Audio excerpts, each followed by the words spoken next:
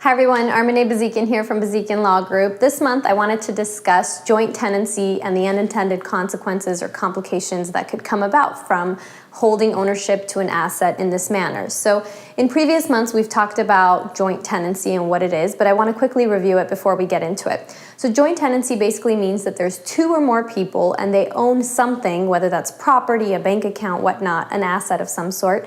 They own it together in equal but undivided proportions. So think of two or more people owning property together.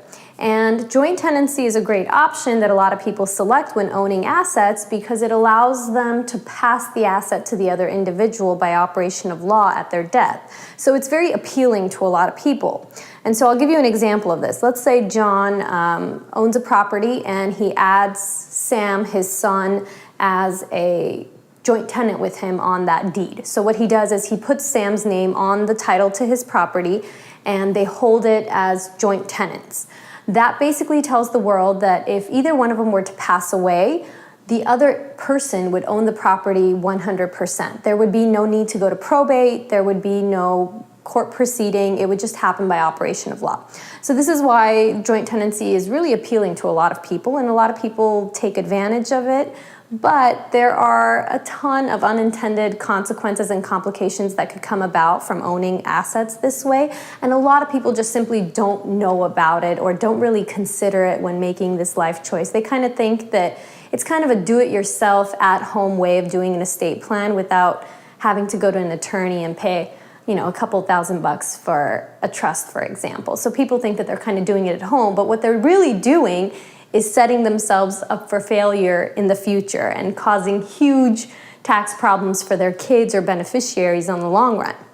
So let's get into it. One of the reasons why, one of the results that could happen when you do something like this by adding a person as a joint tenant is that all of a sudden you're opening up yourself to the creditors of this other individual. So let's say when John puts his son Sam on the property, what he's actually doing is allowing all of Sam's creditors, all of his debts that he owns, his unpaid tax bills, everything that he's responsible for, all of a sudden become John's responsibility. So if there's a tax lien of some sort that Sam hasn't paid, all of a sudden there could be a potential for that tax lien to be recorded on John's property.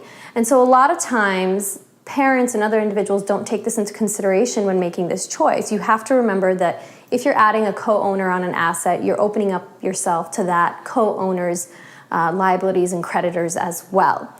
Secondly, the next unintended consequence is basically an unintended beneficiary of that act that you do. So it's a bit complicated. So let's say, for example, that John owns a house that he lives in and he has kids, and all of a sudden he gets married to Sally. And after, so many years of being married, he adds Sally's name on the property as a joint tenant with him. So they own it as joint tenants. Some years down the line, John passes away first, and Sally inherits the property as 100% owner.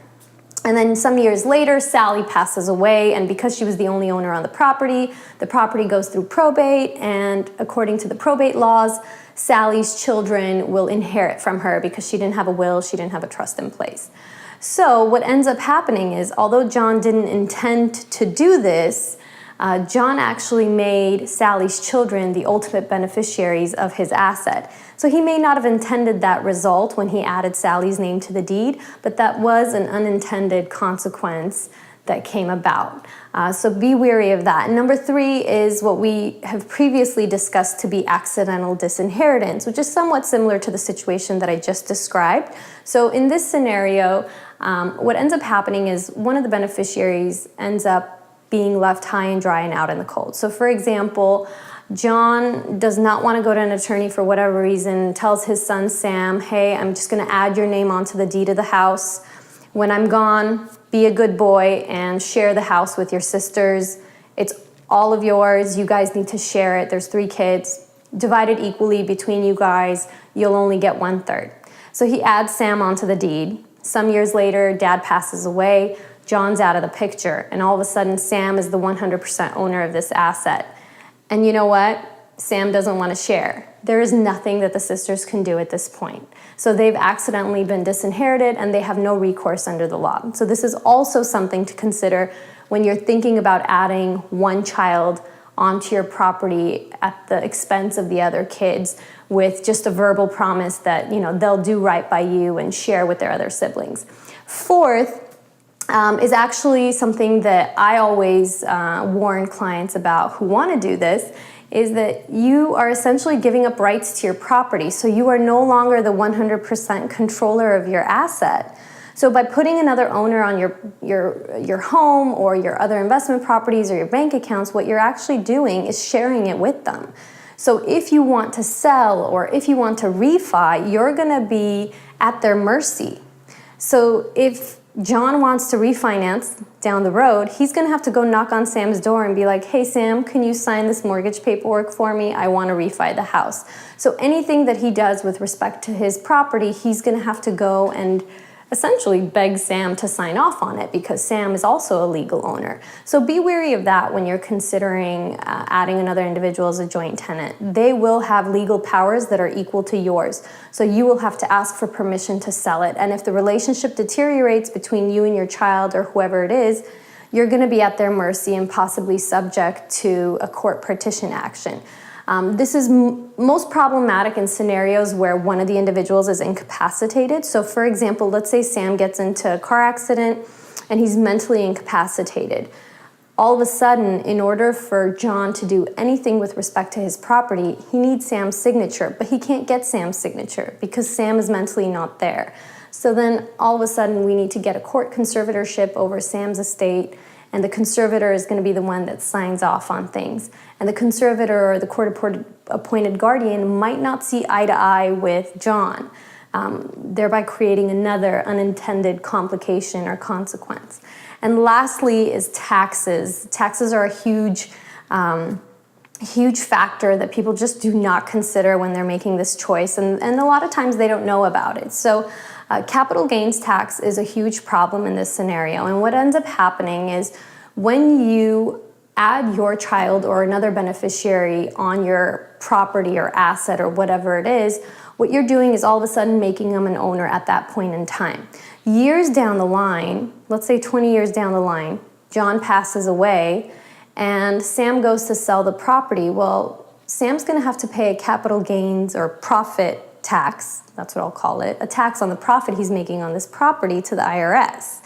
And they're going to calculate his capital gains by taking that sales price and subtracting from it his basis value, which is going to be what he, quote unquote, acquired the property for back in the day when dad added him to the asset. So he's going to have a hefty capital gains tax to pay in the tens of thousands of dollars.